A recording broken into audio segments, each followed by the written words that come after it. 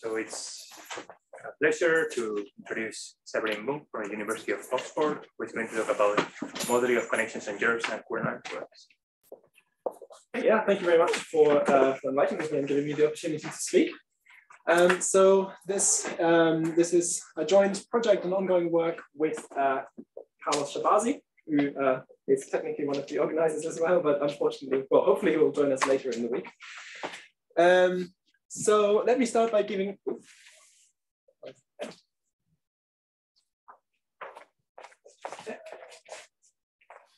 Yeah, no, it works. Okay, so let me start by giving you some introduction and the motivation for what we are actually doing. So talking to Carlos, we sort of realized that there are two possible mathematical perspectives on the B field. One of them coming maybe more from a higher geometric point of view, which is more focused on gerbes, and the other one from the exact Courant algebroid perspective. So first of all, the B field generally is one of the fundamental background fields in string theory, already appears in bosonic string theory, and therefore it's, well, as you know, one of the constituents of supergravity.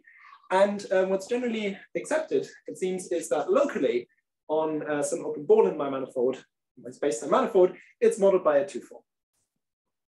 So these fields, these two forms, are subject to some gauge transformations. Namely, we can always shift our two form by the differential of a one form. But then it turns out that physically it still makes sense to also shift these one forms, i.e. to gauge transform the gauge transformation. Namely, this one form behaves like a U1 gauge field, and that we can still add a d log of a U1 valued function to it. Okay. So the question is then, how do you describe this globally? And one option is to say the B field should be a connection on a gerb, and I'll tell you more about what that is later. Or you can say it's a splitting of an exact Courant algebroid. So the main goal of this talk is to understand how these two perspectives on the B field either differ or maybe agree. And so ideally always with an eye towards moduli of supergravity solutions. So before I actually go and talk about the B field, I want to go one form degree lower and talk about just connections on principal bundles, which is sort of, instead of local two forms, it's just local one forms. So that's sort of a warm up. And what I want to emphasize is that there are also, that these two perspectives are already apparent in that principal bundle case. Namely, we can either describe ordinary gauge fields as either connections on principal bundles, or we can describe the same information by using the Atiyah algebroid associated to the principal bundle. So just a quick refresher on principal bundles maybe. So what I'm going to do is I'm just going to fix a manifold once and for all. And that's going to be physically the manifold underlying space-time.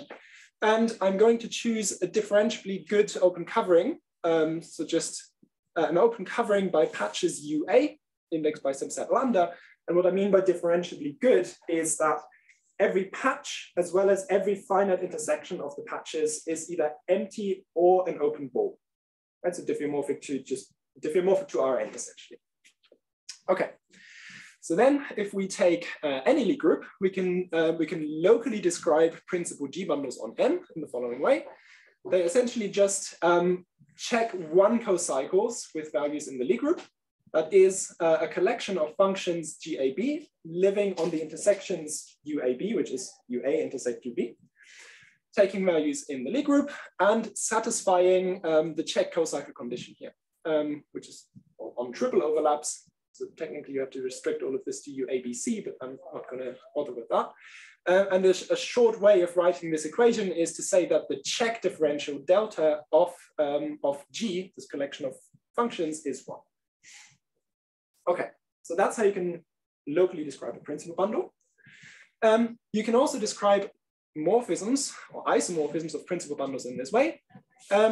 Namely, isomorphisms of bundles then just correspond to collections of functions H defined on the open patches with values in the Lie group that intertwine the transition functions of the bundle P and P prime in this way.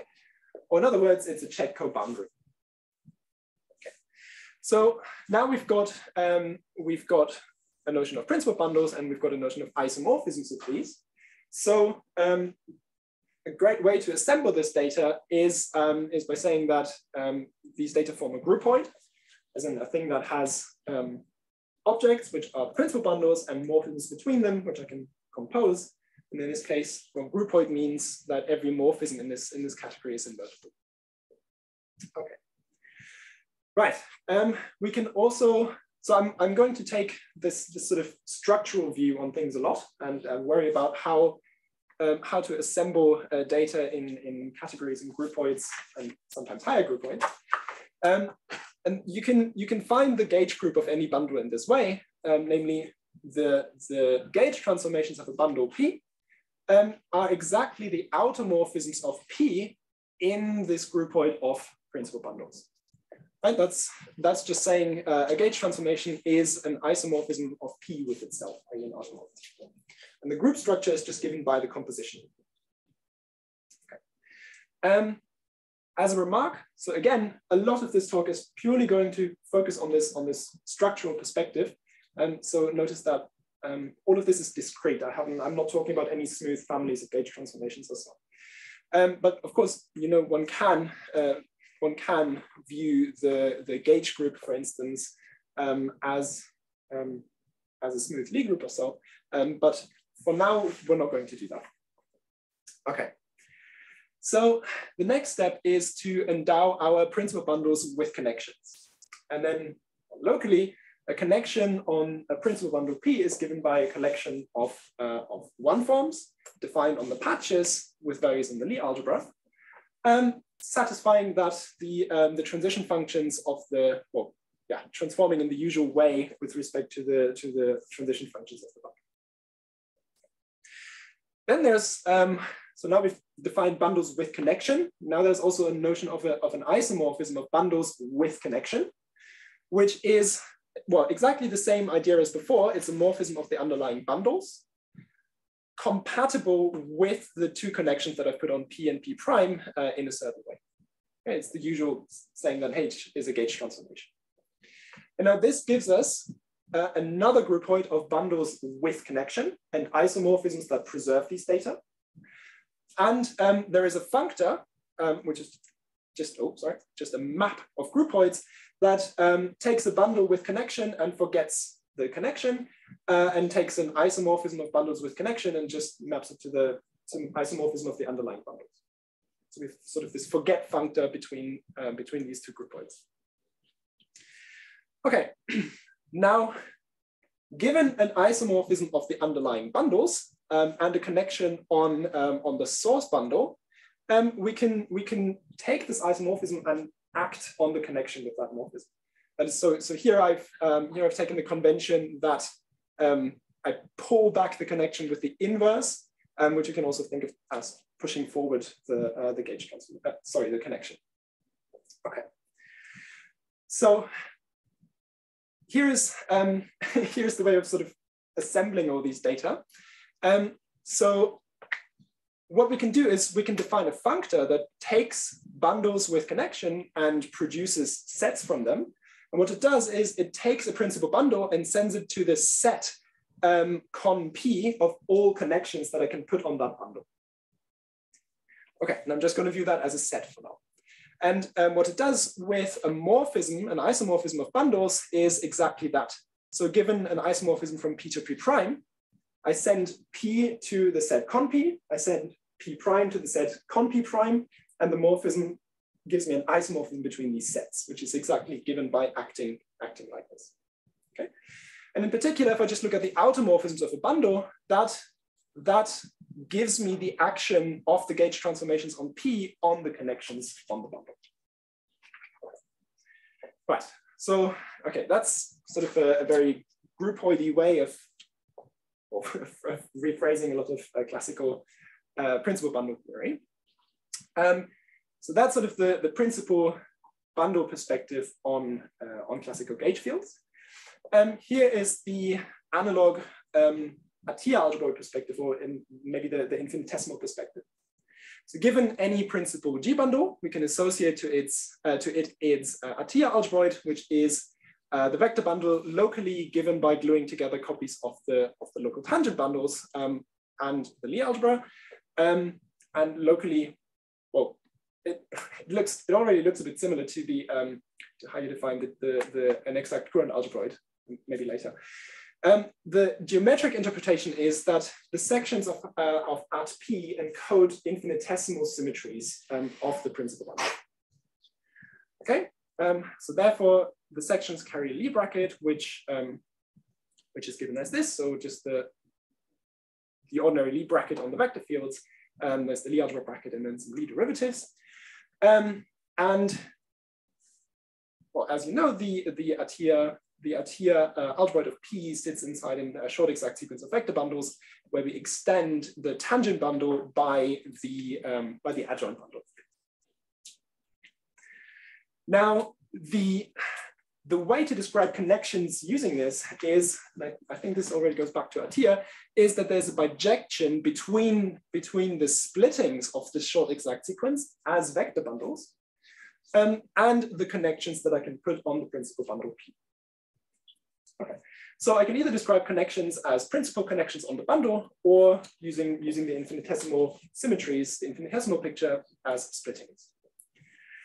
So therefore, we can technically equivalently study the moduli space or moduli stack, whichever you prefer, of connections on the bundle P through either principal connections on P modulo the gauge transformations of the bundle, or as splittings of the ATIA algebroid modulo the gauge transformations of the principal bundle. So as a formula, the modular of connections on P is either principal connections modulo gauge or the splittings of the associated ATIA algebroid modulo gauge. And so something I want to emphasize here is that even working with the splittings of the ATIA algebroid, well, we still need to divide out by the gauge transformations of the bundle, not the gauge transformations of the, sorry, not the automorphisms of the ATIA algebroid, because these are different groups, right? But if we want these quotients to describe the same thing, and we know by this classical result that the numerators are the same, then if we want to obtain the same quotient, we also need the denominator to be the same. Okay, so that was sort of the warm up with principal connections on G bundles. So what now, do you mean by the automorphisms of a ATIA algebroid? It's bundle automorphisms that preserve the bracket. Okay. So now let's go one form degree up and talk about the actual beer fields. So and first of all, I wanted to talk about the maybe the principal bundle perspective, by which I mean connections on gerbes. So gerbes are geometric objects for which there exist various models. People describe them, I think originally maybe as certain sheaves of groupoids. Then a very geometric model was given by Malcolm Murray in terms of bundle gerbes. Then there's also a very higher categorical perspective on them as certain maps of simplicial tree-sheaves promoted by Schreiber. But what we're going to use here is a model which is usually called local gerbes or Hitchin-Chatterjee gerbes. Okay. So a gerb on our manifold, subordinate to this open covering that we fixed, is no longer a check 1 cocycle with values in our structure group, but it's a check 2 cocycle with values in our structure group, which we take to be U1. Meaning it's a collection of functions G, A, B, C defined on triple overlaps, satisfying the check 2 cocycle condition on quadruple overlaps. And again, the short way of writing this is just check differential of G is 0. Wonderful. There's also a notion of isomorphisms between gerbes, which is the short way of saying it. It's a check co-boundary. So it's a collection of functions on overlaps of patches whose check differential is exactly the difference between the transition function defining the source gerb and the transition functions defining the target gerb. Okay, so far so good. That's like how we did with bundles. But now the interesting thing is that arises here is that there is an extra level in the game. Namely, it can happen that we have two gerbs, G and G prime, and we have two of these isomorphisms H and H prime that compare the two gerbs. But it can happen that we can also compare these morphisms between the gerbs by what is called a two isomorphism. So these are given by just functions on the patches with values in U1, which intertwine the functions underlying the morphisms H and H prime. Okay, so the structure that all these data assemble into is called a two-groupoid. So this is essentially a great way of saying what a two-groupoid is this structure. We have objects, in our case with the gerbs, we have one layer of morphisms between them, but we can also compare these morphisms with a second layer of morphisms. Okay, so this gives us a groupoid of gerbs on the manifold, or technically still subordinate to that covering, but I'm just going to refer to this as the gerbs on the manifold. Now, well, one convenient way of thinking of higher groupoids that gives a good intuition is you can think of them as spaces which only have non-trivial homotopic groups in the lowest degrees. So for a two groupoid, there's only pi 0, pi 1, and pi 2, and all the rest is trivial. And if I take pi 0 in this groupoid, that amounts to taking isomorphism classes of objects. Well, there is a tensor product of gerbs, so these isomorphism classes become an abelian group. And this abelian group is canonically isomorphic to the third integer cohomology of the manifold. Like how line bundles are isomorphic to the isomorphism classes of line bundles are isomorphic to the second integer cohomology. So this is another manifestation of how gerbs maybe live one degree up from line bundles. So you're saying that this is not canonical? It's canonical. Oh, canonical. It's canonical. Yeah, sorry. So this is a canonical isomorphism. Yeah. Can I ask you a question? Sure. Why here we only use U1 instead of another group? You can use any abelian Lie group. Why should it be abelian? Because this, for instance, the check two cycle condition only makes sense for abelian groups.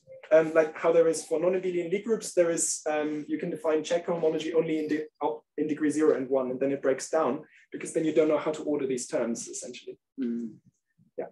So there is also a way of, so you can view these as principal two bundles where you have a two group whose objects are U1 and which only has one object and whose morphisms are U1. But you can define more general principal two bundles by allowing the objects to be a non-abelian Lie group, and then the morphisms have to be abelian by some sort of Ekman-Hilton argument. And I don't know, maybe in the next talk, Roberto Telles is going to tell us more about that. Okay. Right. So next, let me tell you what a gerb with connection is. So we want to endow these higher bundles with connections. So a gerb with connection is a triple GAB, where G is a gerb, and then the connection consists of two parts of data. There's a one-form part A and a two-form part B.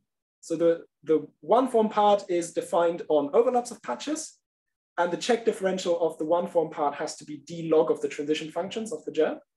The two-form part is defined on just patches, and the check differential of B has to be the de Rham differential of the one-form part. That's a connection on a gerb. Okay. Then we can also compare gerbs with connection. So there is a notion of isomorphism between gerbs with connection, which now is a pair HC. So there is some additional data here where H is a morphism of the underlying gerbs, and C is a collection of local one forms whose de Rham differential compares the two form parts of the connections, and whose check differential measures the failure of this morphism between gerbs to be a gauge transformation. Okay, right. But so unlike for morphisms of principal bundles that preserve connections, compatibility with connections is extra data rather than just a property. And we can also talk about two isomorphisms between gerbes with connection, which is just, here it's the same data as before. It's a two isomorphism between H and H prime as we had before, just compatible with the connections. So these connections C and C prime. So that gives us a two groupoid of gerbes with connection. And like we had for line bundles, we also have a functor that goes from gerbes with connections to gerbes, which essentially just, you forget all the connection data. So you forget AB for a gerb, and you forget the C for a morphism. Okay. So I don't know, if this is the first time you see gerbes, maybe they might look a bit exotic, but they're actually relevant in various places, like in string theory and supergravity. As I've already said, they are an instance of higher principal bundles, which we'll see in the next talk. Gerbes provide twists for vector bundles and therefore in K-theory. They're related to functorial field theories, and yeah, and there's more. So gerbes crop up in various places. Okay, so now we've got gerbes and we've got gerbes with connections. So the next question, if we want to talk about moduli of B fields, is I need to be able to say, if I have a gerb, what is the collection of connections that I can put on the gerb? And it turns out that there was not much material on that. So we had to come up with something, and what we came up with is this. So we have our forget functor that takes a gerb and forgets the connection.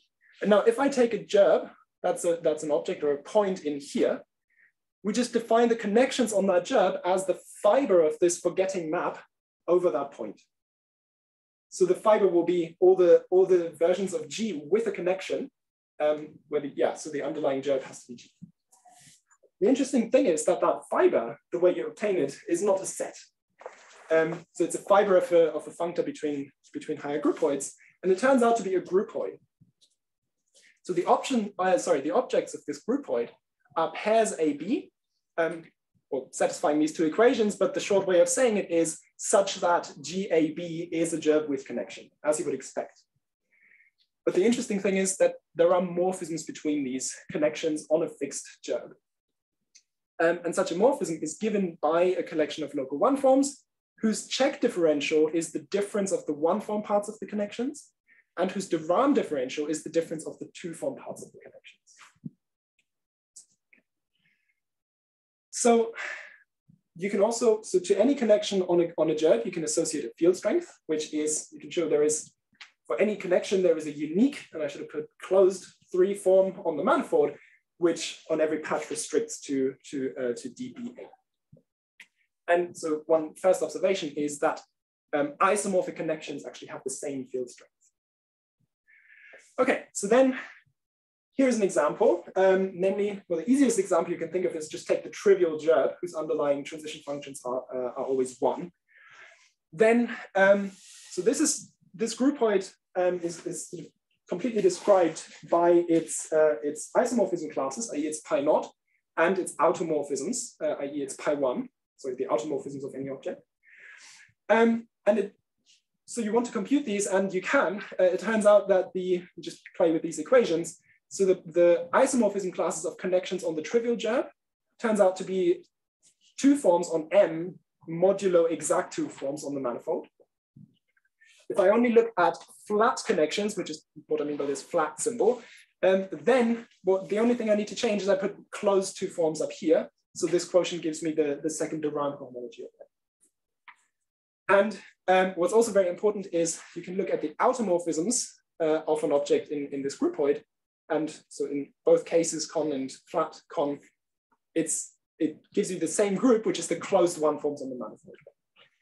And okay, it's a trivial fact that the closed 1 forms on the manifold are non-trivial. But for us, this is very important because if you make such a conceptual definition of connections, and formally you should obtain something like a groupoid, it could be that you are actually just looking at a set which you have promoted to a groupoid by just adding trivial identity morphisms. And this shows that that's not the case. The connections on our gerb are a genuine groupoid. They're not a set. Normally, when you consider moduli space of connections on a gerb, you would mod out by gerb automorphisms. That's the next step. So yeah, so far this is just saying, well, what are the connections? And now we want to mod out in the next step. We want to mod out by the gauge sections. And what does the label delta? Very good. Yes, thank you very much. So that is to emphasize that I'm just looking at discrete families of connections. So there's no, I'm not talking about any smooth families of connections at the moment. It's just, so we're just looking at discrete connections in that sense. But sorry, why are you modding out by exact two forms and not? So you're modding out by some of the automorphisms, but not all. I don't understand. So if you have a principal bundle P on your manifold M, well, what we're doing at this point is just saying how can you say what the set of connections on P is. So what you can do is you can look at all the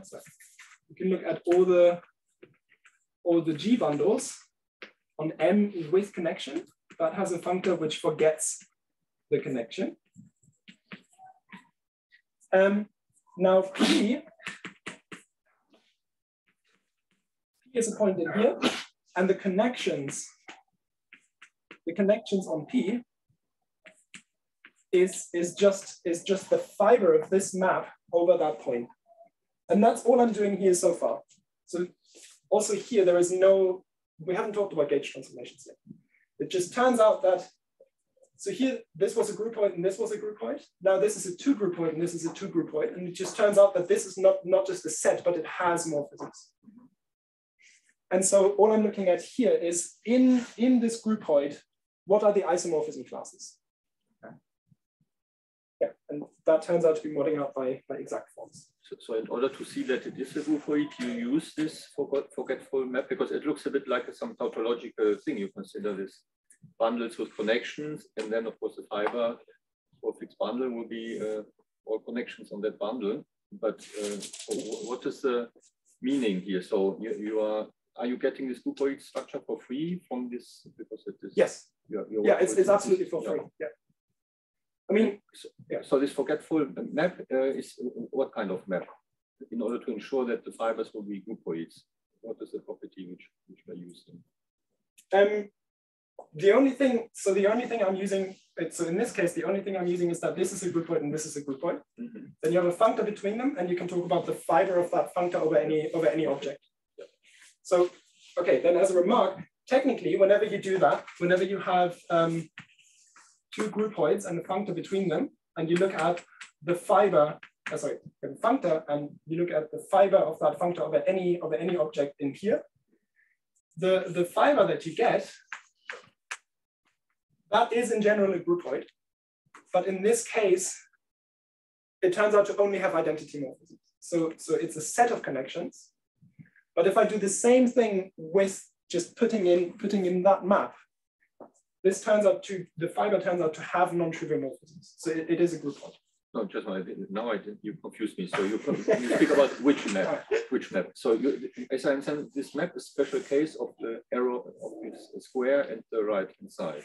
Yeah, both of these. So that and this are both special cases. But you are saying that morphisms are not just identity morphisms, and on the other hand, you are saying that they are. So for principal bundles, there are only identity morphisms. Ah, for principal bundles. Yes, for gerbes, there are non-trivial morphisms. Okay, thank you very much. Now I understand. No, thanks for clarifying. Okay. It's not my shoe. Okay, right. So now let's address your question. So we want to act on these connections with a gauge group. So for a gerb, however, the gauge group is not just a group, but it's a two groupoid. It's a two group, by which I mean a groupoid, as we saw before, which has a monoidal structure, so some sort of product, like a multiplication, which we want in a group. And the property is that each object has to have an inverse with respect to that tensor product. That makes it from a monoidal groupoid into a two group. So here's an example of a two group. You can take the groupoid of Hermitian line bundles on the manifold with only the isomorphisms of line bundles. That has a canonical monoidal structure given by the tensor product of line bundles. That's the product. And it turns out that the dual bundle provides an inverse with respect to the tensor product. So that's a nice two group. Okay, here is a more interesting example. We take any gerb on our manifold and define a two group as the automorphisms of that gerb. And the composition in here is, sorry, the monoidal structure is given by the composition of automorphisms. Now the underlying groupoid has as objects collections of functions on overlaps whose check differential is 1, and as morphisms, check co-boundaries between these. So on explicitly, the composition just amounts to pointwise product in the one. Now, if you look at this closely, you see this is exactly the local data for a Hermitian line bundle, and this is exactly the local data for an isomorphism of Hermitian line bundles. So this two group is actually canonically equivalent to this one up here for any gerb. And that is, so this two group is what we call the gauge two group, just the automorphisms of the underlying bundle. And yes, you can show, just using these local formulas, you can write down an action of the gauge two group on the connections on the gerb, and that restricts nicely to the flat connections on the gerb. And so one way of doing that is just as simplicial groups, where you can write things down very explicitly. And what we want to look at is the associated action groupoids, or you could also call them the homotopy quotients of the connections on a gerb modulo the action of these gauge transformations. So what I mean by the higher action groupoid or homotopy quotient is if I have a set and I act on it with a group, I can form the associated action groupoid, and the classical quotient of X mod G is just the isomorphism classes, i.e. the pi 0 of that groupoid. But then the action groupoid just contains way more data. It knows about isotropic groups and everything. So we don't go to the strict quotient here, but we want to keep as much information for as long as possible, which is why we work with the action groupoids or the homotopy quotients instead of the just modding out right away completely. But again, so this contains all the information you might want in any quotient later. Okay, so so this, maybe just to clarify, this is a groupoid acted on by a two group. And there is a construction of an action groupoid for that.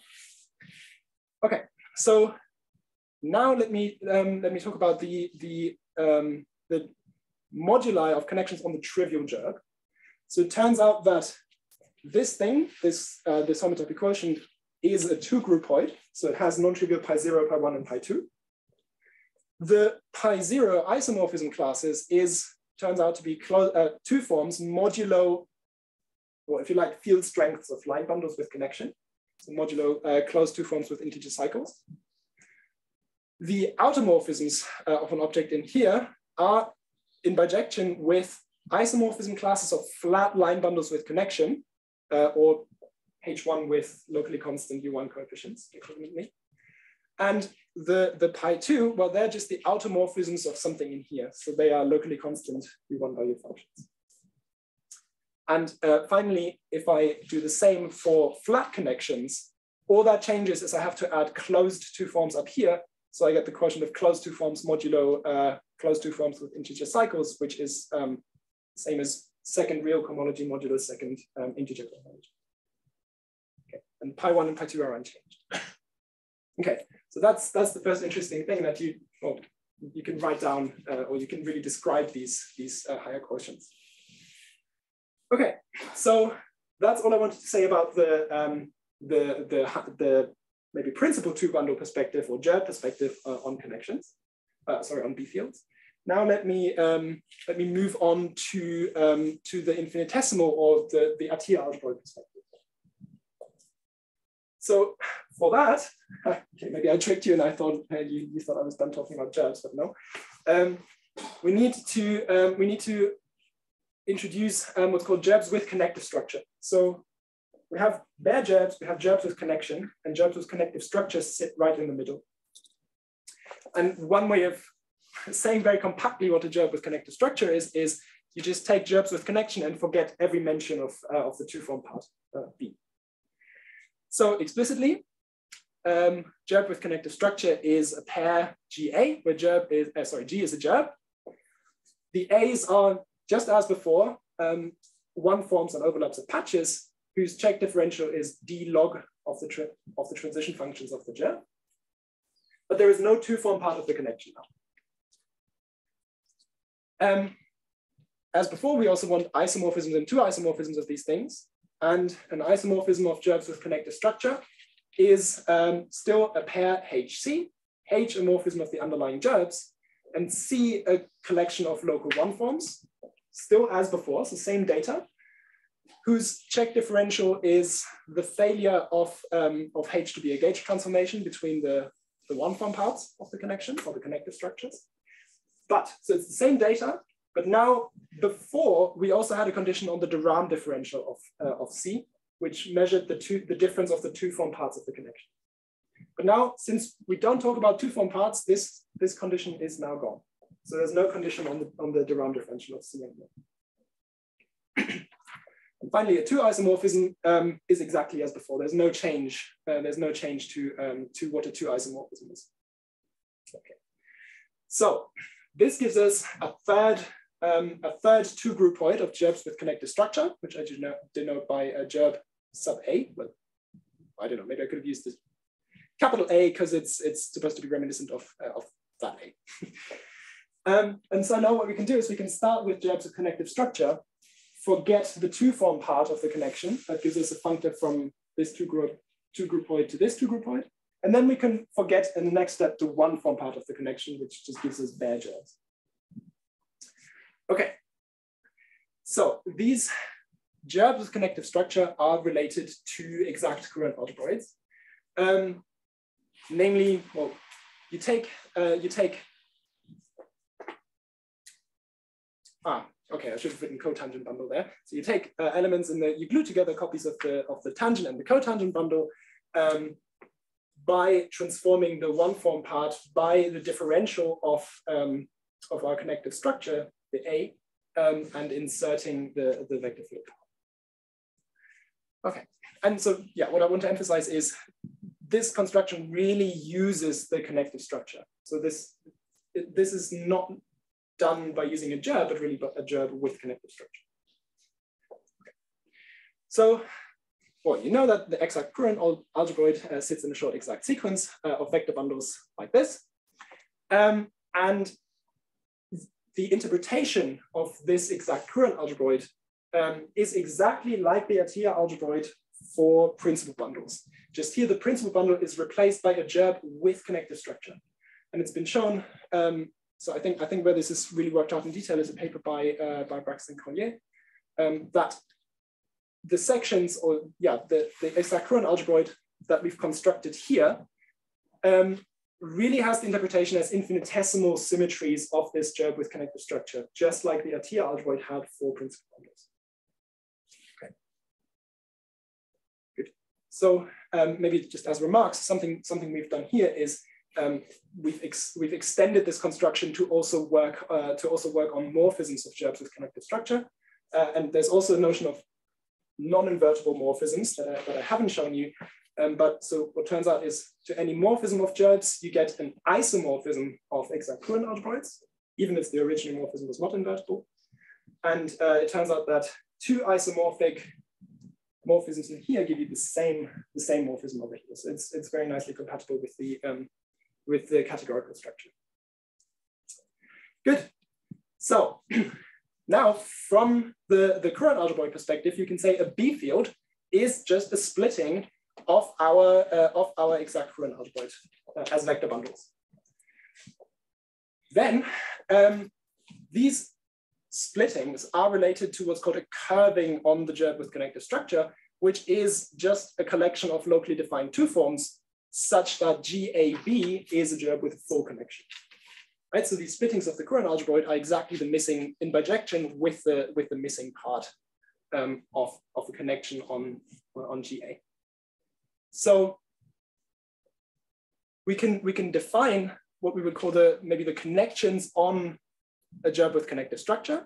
Again, just like we did before, we take this functor of two groupoids that forgets part of the connection, and we say the connection data on GA is just the fiber of this functor over this object in here. So, well, in this case, yes, you would initially get some sort of higher groupoid for that, but this time it turns out that this higher groupoid really is a set that only has identity morphisms. So this time, this thing is a set, and this set is just the curvings on GA. So there's a canonical bijection between the splittings of the short exact sequence of the Courant sequence and curvings on GA, which as a formula, the splittings of the associated exact Courant algebroid are in bijection with the connections on GA. So just as before, we can also define a gauge 2 group here, just by saying the gauge group of GA consists of the automorphisms of GA in this 2 groupoid of gerbs with connective structure.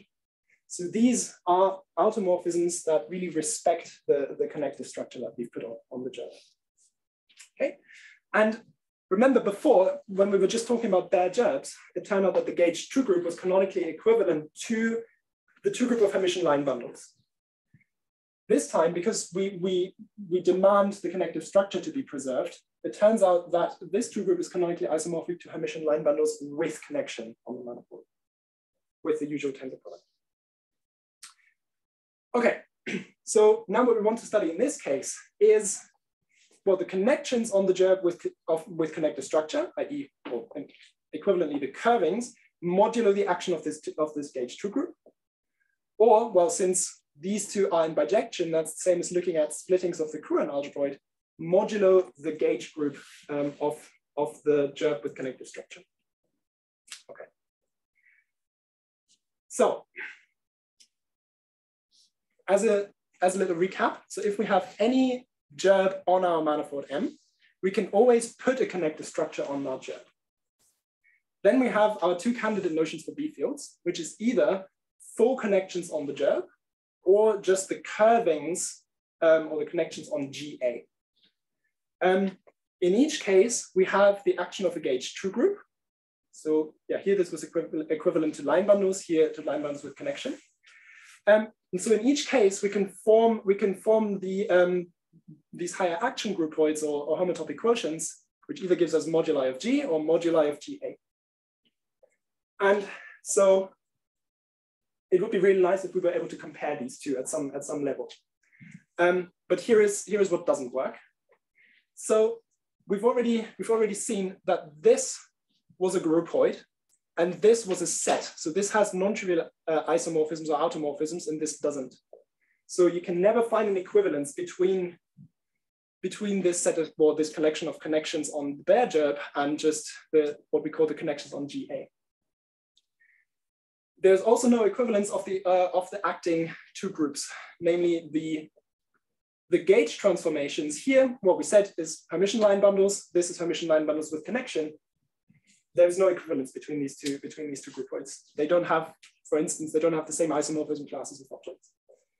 Nevertheless, and that's our main result, is that the homotopic quotients associated to this are in fact equivalent as higher groupoids.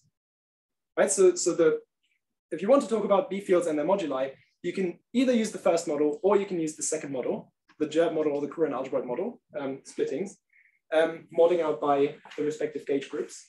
And you get equivalent higher groupoids of connections. And so yeah, we found this A, surprising, and B, very pleasant, because it really reconciles these 2 approaches to the B field, or these 2 perspectives. And maybe, so yeah, I won't go through the full proof, the full proof, but rather just let me tell you what the key ingredients are. So what I find very nice about this is that, so these quotients that we've constructed, they are all groupoids or higher groupoids or so.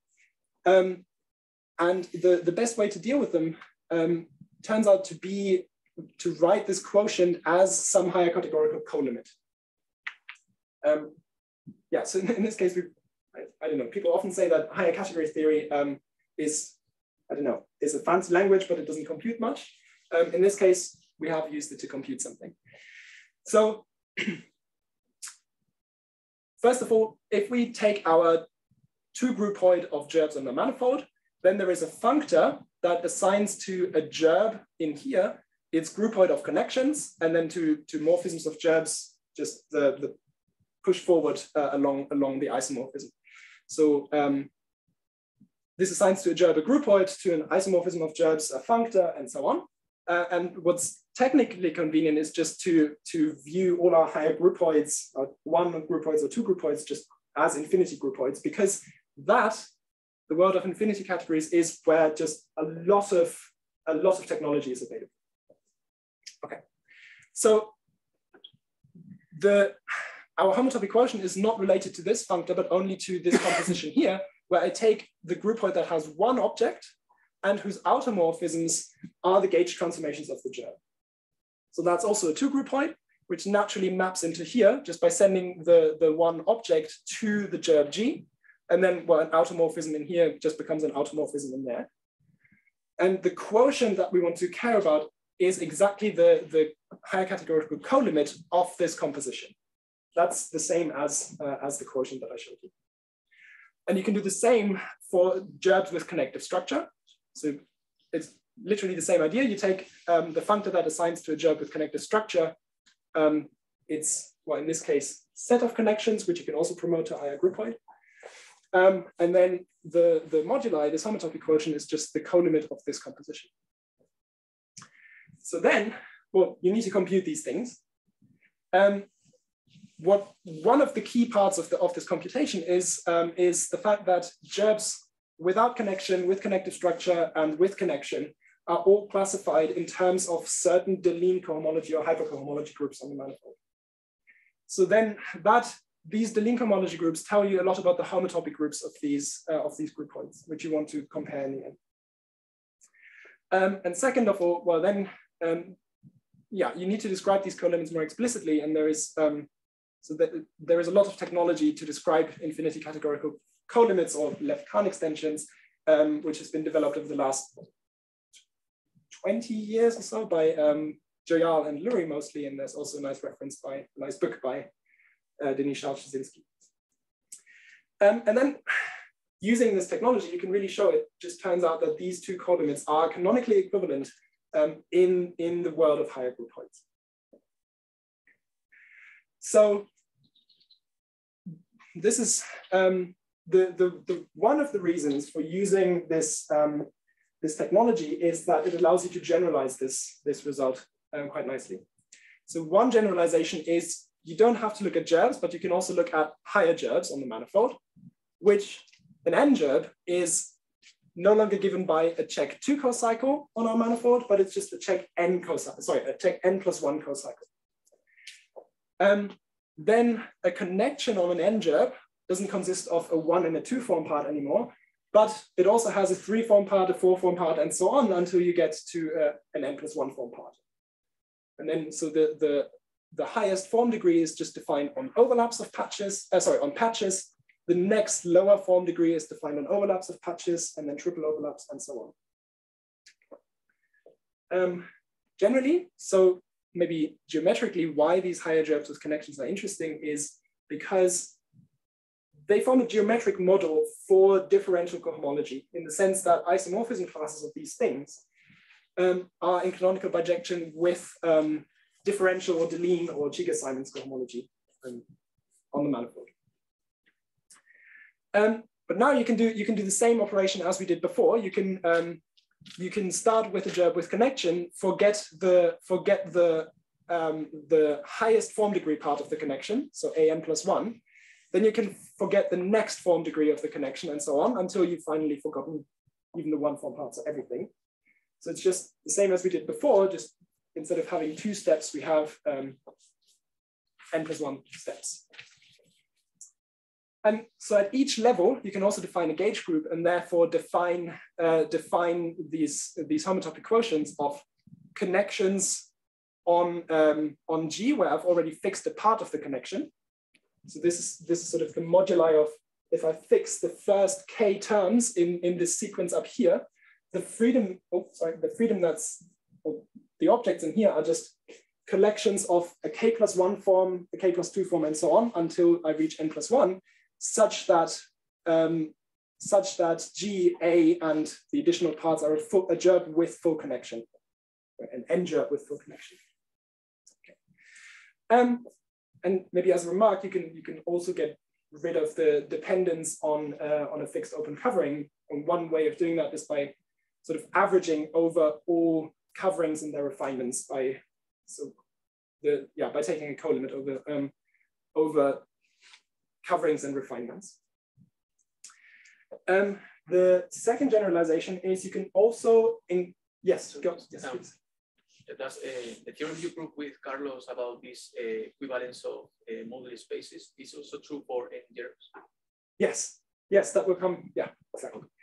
So the next thing we can do is we can instead of just talking about individual connections and gauge transformations, you can include some information about smooth families of them, which in this categorical language is most conveniently done as follows.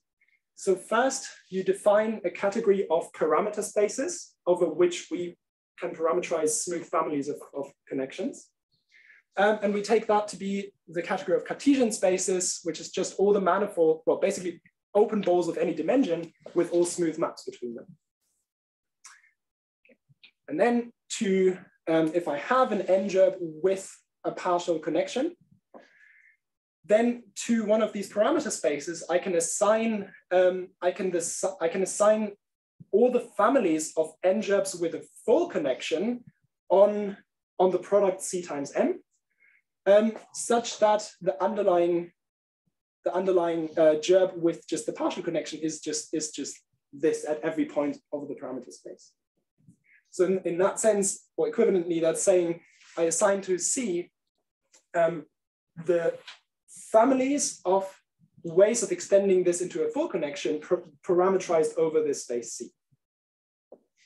Okay, so this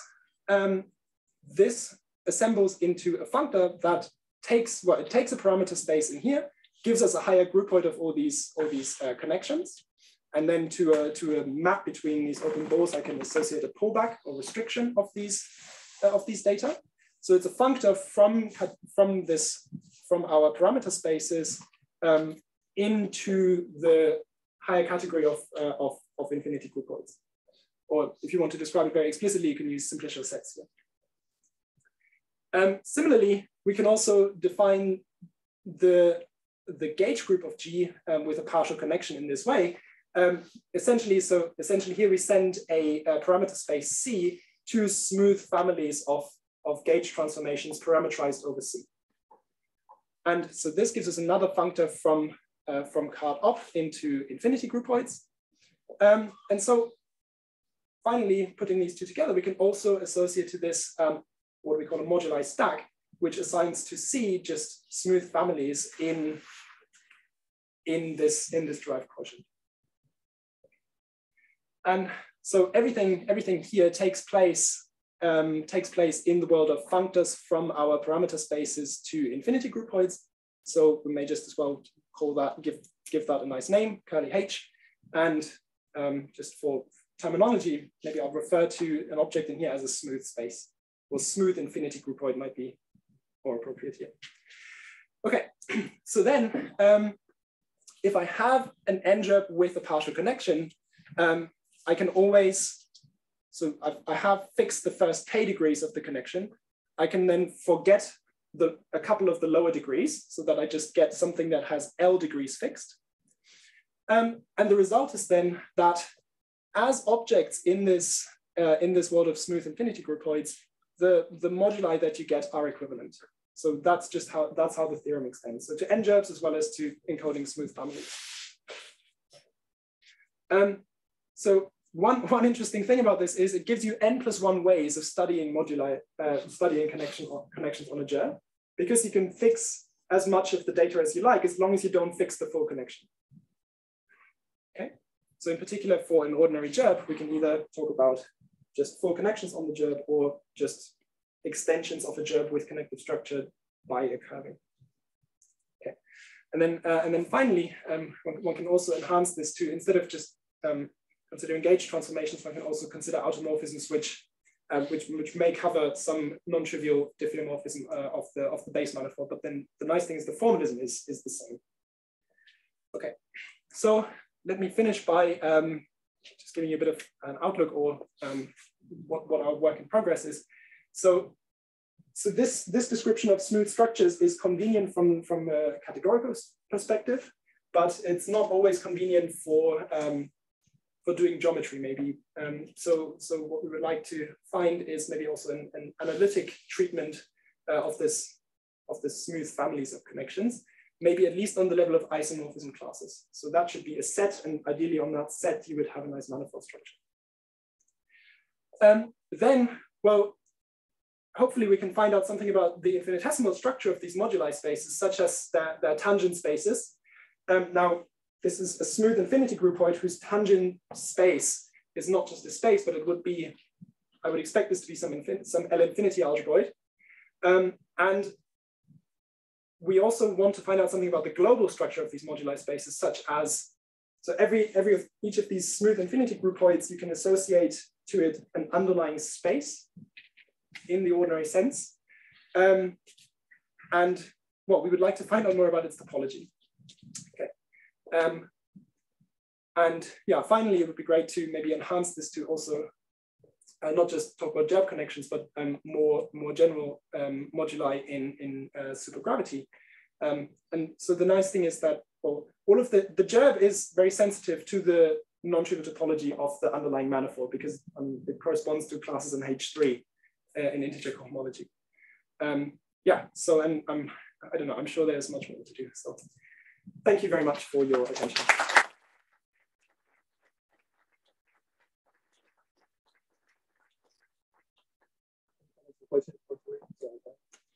So I have two questions. Firstly, is the only reason that you're working with infinity groupoids that you want to do this for n gerbs for arbitrary and all at once? Or if you just cared about 2 gerbs, would you still need to work with infinity groupoids? That's a good question. So I think the construction that we've done, I think for the case of gerbs, you can still write it down and do it explicitly in the language of groupoids, I think, or maybe 2 groupoids. But that is really the level where you stop to be able to manipulate things explicitly. If you want to go, if you want to go talk about 3 groupoids, there are a mess. I think that they've been defined, but they're a real mess to work with. And 4 groupoids are just, I don't think anybody works with them.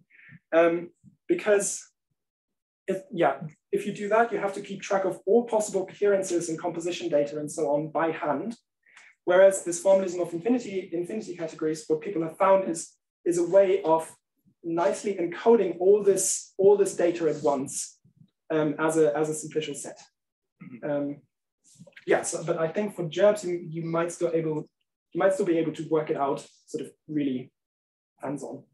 And the second question was, could you comment on how string algebroids fit into this picture?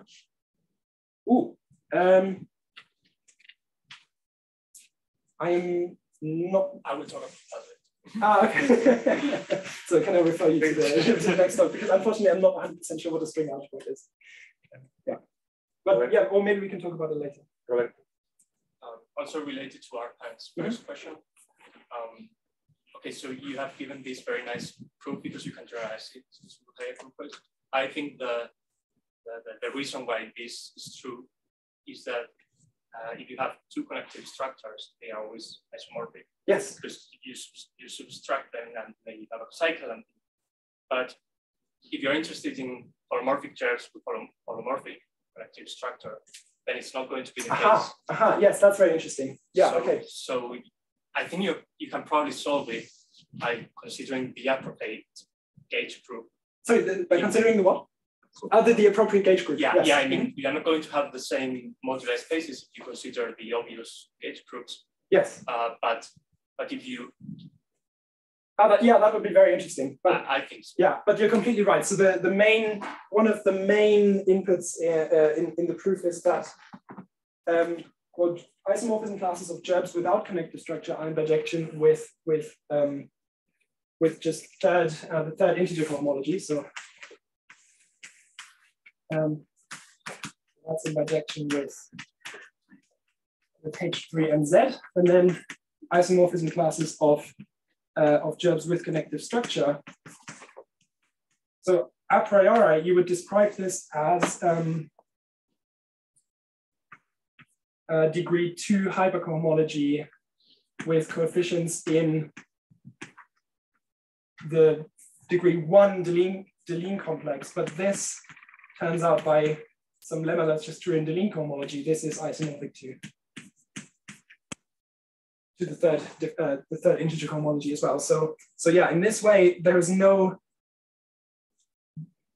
with the right notion of isomorphisms, all connective structures become are isomorphic, and that is indeed one of the key aspects of the proof. Yes. I ask about the infinitesimal structure. So if I understand correctly, describe gerbes using exact Courant algebroids, which are special kind of Poissonly two algebroids. So is there, if there's a way to talk about exact Poissonly and algebroids, and maybe use that kind of idea in the higher space? I think I have to say I hope so, because the right formalism to do that is through derived algebraic geometry or derived differential geometry, where yes, you can define. I think all of this is essentially associated to some higher symplectic, shifted symplectic structures, so I think the computation of the. I'm not sure. I mean, I haven't done the computation of the associated L-infinity algebroids. It would be very interesting to see whether what comes out is some known type of Lie algebroid or so. It will definitely be some Lie algebroid that's associated to these data. But yeah, I haven't done the computation, so I'm not sure. I would expect so. Yes. I think it's just Tm plus wedge n of T star m. Yes, that's what it is. Mm-hmm. With some interesting bracket structure. Yeah. That contains the n+1, the closed form. Yes, exactly. Yeah.